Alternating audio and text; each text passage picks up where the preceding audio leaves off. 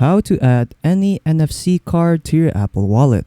So hello everyone, so in today's video, I will show you guys on how to add any NFC card to your Apple Wallet.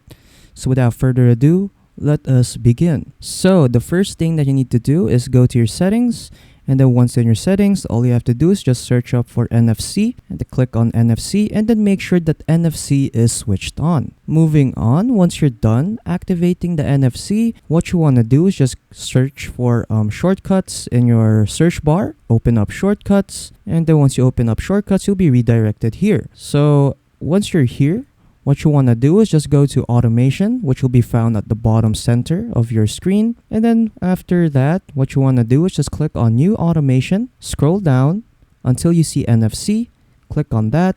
And then what you want to do now is scan. Click on scan and then just scan your NFC tag and then you are done. So yeah, another alternative option that you can choose is by downloading an app in the App Store. So just open up the App Store, search up for NFC, and then you can use this app as well right here, which is NFC Tools.